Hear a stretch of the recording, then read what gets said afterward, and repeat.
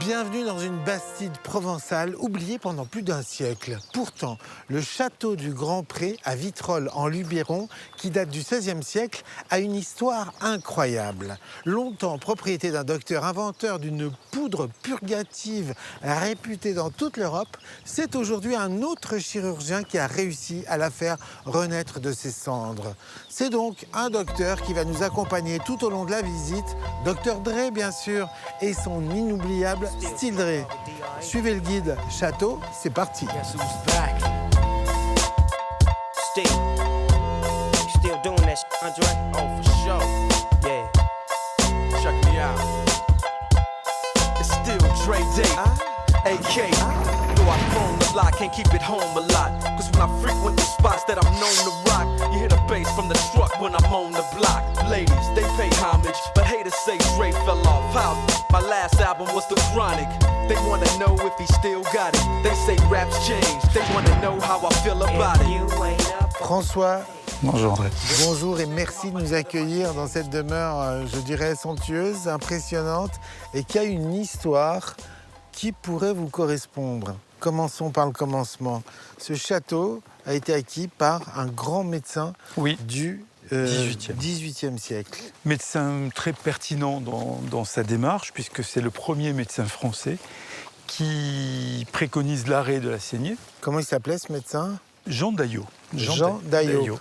Et c'est vrai qu'à l'époque, dès qu'on avait n'importe quoi, on saignait. Oui. Hein, c'est ce qu'on voit dans Molière. Exactement. Une saignée pour ci, une saignée pour ça.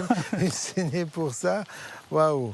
Et donc lui, il invente le premier médicament au fond. Il invente le premier médicament qu'il donne à ses patients plutôt que de les saigner. Alors, ce médicament, il est constitué de quoi et comment s'appelle-t-il ? Alors, il appelait ça, lui, le remède universel. Il était fort en marketing. Fort en marketing, un peu mégalo, forcément, et à base d'un purgatif d'origine végétale, une racine qui ressemble un peu à la racine de pissenlit. D'accord, donc un purgatif, ça veut dire que ça ne peut pas vous faire de mal. Voilà. Hein, ça vous aide à le transit. Exactement. Ok. Exactement.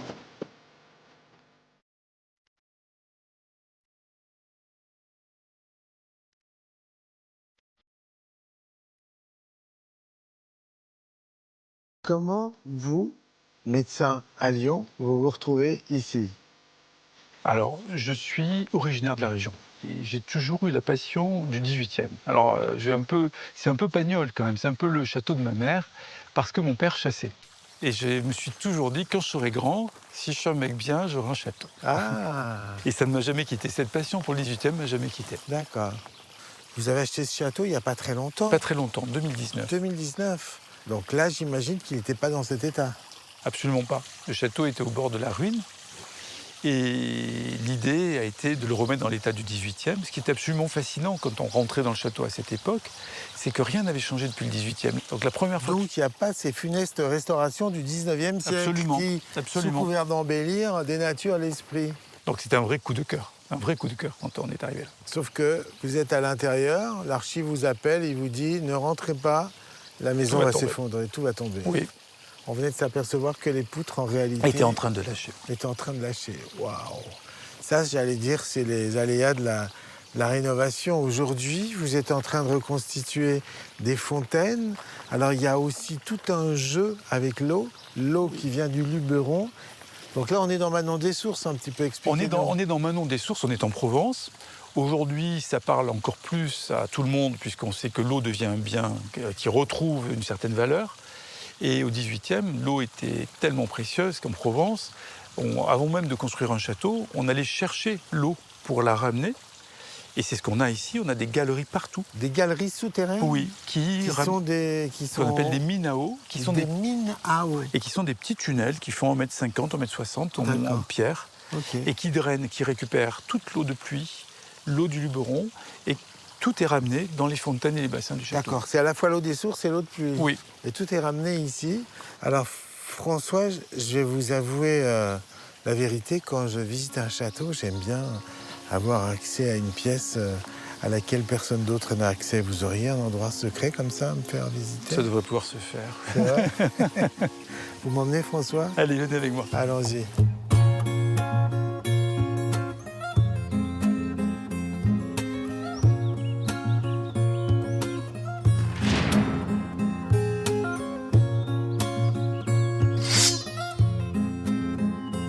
François, vous m'emmenez où? Vous allez voir. Regardez cette petite pièce. Alors, elle n'est pas encore restaurée. Elle est exactement dans l'état dans lequel on l'a retrouvée. Oh. C'est la pharmacie. C'est la pharmacie. La pharmacie du château. Alors, on peut imaginer que dans chaque placard correspond à un pays ou à une zone, une région. Et tout est stocké là. Alors, l'usine, elle est à côté. L'usine est à côté. On est quand même au XVIIIe siècle. 18e donc, c'est siècle. une des premières usines en France, finalement. Un des premiers sites Un des industriels, premiers entre sites guillemets. industriels. On concocte, on fait de la poudre, on prend les racines, on mélange. mêle tout ça. Et tout ça en secret. Tout ça en secret. On n'a jamais retrouvé le carnet de recettes Jamais. du docteur. Jamais. Et chaque personne qui participait à la préparation de la poudre connaissait la dose de son ingrédient, mais ne connaissait pas la dose de ce que la personne qui était à côté, comme dans des stalles, comme des moines, avec des cloisons qui les séparaient, et chacun mettait ce qu'il devait mettre dans le sac, et ça passait à côté. Tout était cloisonné. Ce qui fait que personne ne connaissait la vraie recette. Un peu Voilà. comme les chartreux. Exactement, exactement. Et donc là, on stockait ici, Le médicament fini. Médicament fini. Prêt à être expédié. médicament fini, et peut-être un petit peu plus, parce Dans que le monde entier. D'ici, ça part dans le monde entier. entier. Parce que, on voit que c'est vieux, ça grince un peu, on a découvert le coffre. Mais non. Et c'est dans ce coffre qu'on a peut-être la recette de la poudre et peut-être tout ce qu'il rapportait en termes de richesse à Daillot. On l'a découvert pas très longtemps, c'est-à-dire qu'on est en phase de restauration, on gratte et on découvre cette porte cadenassée, encore fermée. Et quand on fait ça, moi je pensais qu'il y avait un trésor à l'intérieur, j'étais très content. Hélas, on a découvert que des décombres, le coffre de Jean Daillot. D'accord. C'est symbolique, c'est-à-dire qu'il met le coffre dans la pharmacie. C'est-à-dire que pour lui, il était conscient que c'était ça, la vraie richesse, c'était ce médicament. C'était ça, son or. Il a gagné beaucoup d'argent avec ça, puisqu'il vendait dans le monde entier. Monde entier. Il avait donc des réseaux commerciaux.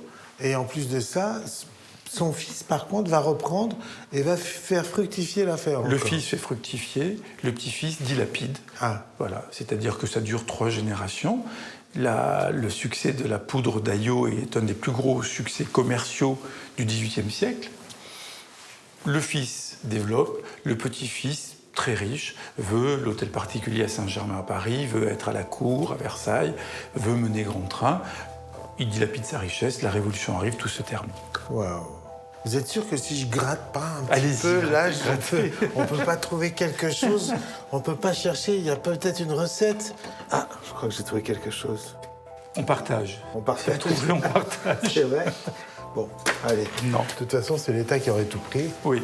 François, merci beaucoup pour toutes ces informations. Merci, Et Roger. il y a un autre trésor ici qui s'appelle les gypseries. Les gypseries, typiques de la région C'est d'Aix-en-Provence. vrai? Je peux aller voir? Mais je vous en prie. Je vous remercie, François. Au revoir. Au revoir.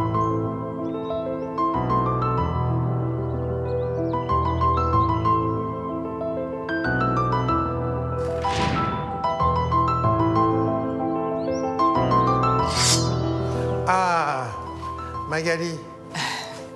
Bonjour. Enchantée, bonjour. C'est vous qui allez me montrer une des raretés de la maison, une gypserie. Pas seulement une, plusieurs gypseries. Plusieurs gypseries. Où sont-elles, ces gypseries? On peut déjà voir qu'il y en a 2 qui se détachent. Allez, Très mais alors c'est importante. quoi? C'est du bois? c'est Alors du- oui, qu'est-ce que le gypse? Le gypse, c'est quelque chose qu'on trouvait en Provence. Il y avait des gisements de gypse. Le gypse, c'est c'est une une roche pierre, une sédimentaire. roche. Et on la mélange à l'eau pour en faire une pâte. Et c'est cette masse qui est appliquée au mur et au plafond. Au fond, c'est le plâtre. C'est du plâtre. Voilà, mais il n'y a pas d'amalgame, c'est pas mélangé à autre chose. Donc on doit la travailler, la mouler, la moduler et la sculpter rapidement avant qu'elle sèche. D'accord. Donc ça, c'est le travail du gypier. Du Donc, gypier. Le gypier, la personne qui travaille le gypse. Donc, j'allais dire, c'est une activité qui est très locale. C'est ici, dans la région, autour d'Aix, que l'on Oui. pratique ces gypseries folles. Il y a encore très peu de gypiers, mais le gypier qui est intervenu sur le château vient d'Aix-en-Provence. Maintenant, il a pris sa retraite, mais il a fait la plupart de la restauration de ce salon. Alors, est-ce qu'il les a recréées ou est-ce qu'elles existaient, ces gypseries? Alors, elles existaient, mais il ne les a pas seulement repeintes, sinon on devrait enlever le détail. il a essayé de retrouver les détails initiaux, donc en brossant, en nettoyant, en complétant les petits espaces. Donc là, elle est très proche de, je dirais, de la gypserie initiale. Et l'avantage, c'est que n'ayant pas été restaurées au 19e siècle, on n'a pas rajouté des grosses couches de peinture. C'est ça, elles étaient quand même en qui auraient bonne tout rasé, c'est ça. Voilà. Alors ça raconte quoi? Donc, celle-là, vraiment, retrace l'histoire du château au XVIIIe siècle. Elle fait allusion vraiment directe à la famille d'Aillot, parce qu'on retrouve... on voit un personnage voilà, qui a l'air Hermès. d'être Ah, c'est Hermès. Hermès, oui. avec son casque ailé. Avec son casque ailé. Qui écrit la formule de médicinale sous le caducée. D'accord. Alors, ce médaillon que l'on pourrait prendre pour un moulage de plâtre, en réalité, il est sculpté dans une pâte molle. Exactement. Et il date donc du 18e. Oui, deuxième moitié du XVIIIe siècle. Il y en a très peu qui sont conservés dans cet état-là. Avoir autant de gypseries de cette qualité, c'est très rare en Provence. En Provence. Oui. Et alors au plafond, c'est pareil, c'est des gypseries aussi? Alors tout ça, on est dans des gypseries. On retrouve beaucoup de fleurs. Mais oui. Le gypie a compté 300 fleurs de types différents dans tout le château. 300 fleurs de types différents. Oui. Et regardez, on a encore une scène là-bas. Et là, je vois un joueur de flûte. Alors ça m'intéresse évidemment. Là, ce sont les 4 saisons qui sont représentées. D'accord. Selon l'orientation du château. Ok. Donc le joueur de flûte. On est sur le printemps. Il est au printemps. Et ouais. Et ensuite là. Là-bas, on est sur l'hiver.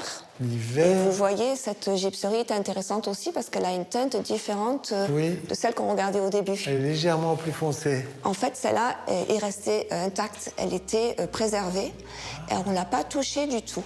C'est bien. Donc, elle date du XVIIIe siècle. Mais oui. Magali, merci beaucoup. Ce château est magnifique. Est-ce qu'il est ouvert au public?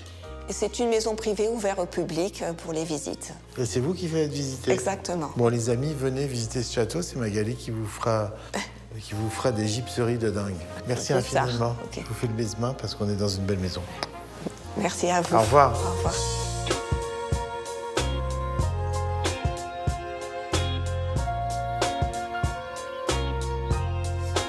Château, c'est terminé. N'hésitez pas à pousser la grille du parc, à venir en famille ou entre amis, découvrir le domaine du Grand Pré et son incroyable histoire. Nous, on se retrouve très vite dans un autre château. D'ici là, prenez soin de vous. Docteur André ne sera pas toujours là.